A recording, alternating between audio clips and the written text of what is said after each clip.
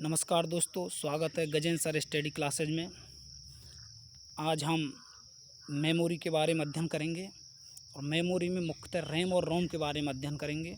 बहुत कमेंट्स आते हैं बच्चों के, तो प्लीज़ वीडियो को लाइक, सब्सक्राइब एंड शेयर करें।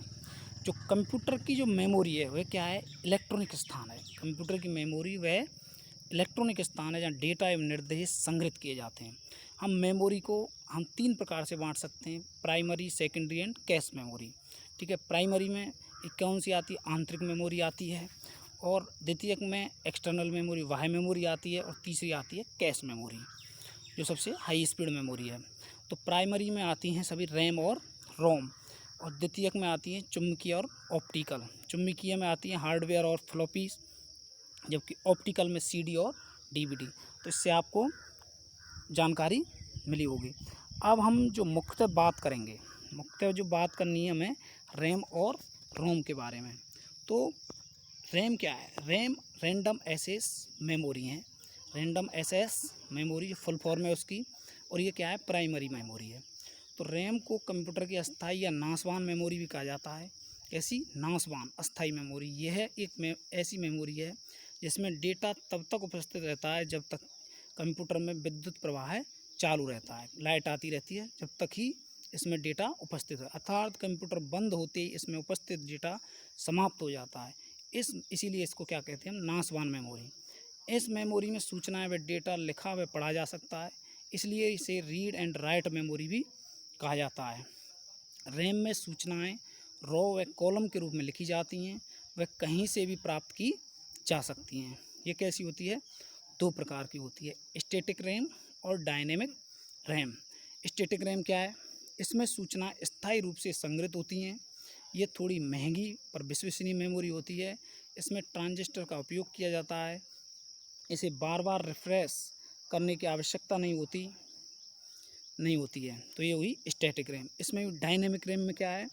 इसमें संग्रह की गई सूचना कुछ समय बाद स्वतः ही मिट जाती हैं। इसमें डेटा विद्युत प्रवाह की तरह निरंतर प्रवाहित होते रहते हैं। इसमें कैपेसिटर्स का उपयोग किया जाता है। सूचनाएं बार बार रिफ्रेश की जाती हैं, अन्यथा वे समाप्त हो जाती हैं।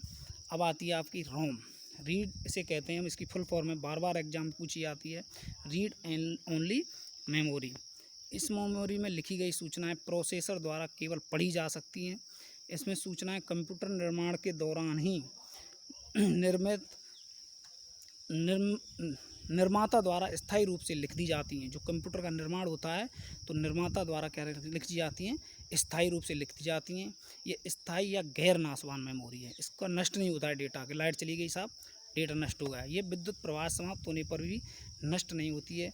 ये मेमोरी विभिन्न रूप में उपलब्ध है। इसके प्रकार हैं जैसे P ROM, E P ROM, E P ROM. ये सभी क्या है? इसके प्रकार हैं किसके?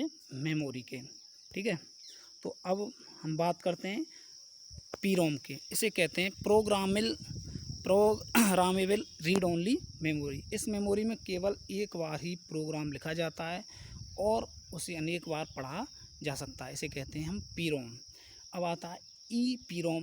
तो इसे कहते हैं, इसकी full form erasable programmable read only memory. इस मेमोरी आवश्यकता होने पर स्टोर प्रोग्राम को मिटाया जा सकता है और नया प्रोग्राम लिखा जा सकता है। इस मेमोरी में से प्रोग्राम को हटाने के लिए पराबैंगनी किरणों का उपयोग किया जाता है, अल्ट्रावायलेट। अब आता है ई पी रोम। इसे कहते हैं electrically erasable programmable read only memory. इस प्रकार की मेमोरी में पुराने प्रोग्राम को हटाकर नए प्रोग्राम को आवश्यकता अनुसार लिखा जा सकता है। इसमें इलेक्ट्रिक तरंगों का उपयोग किया जाता है। इसे फ्लैश मेमोरी भी कहा जाता है। धन्यवाद। आपकी समझ में आ गया होगा कि रैम और रोम में क्या अंतर है। धन्यवाद।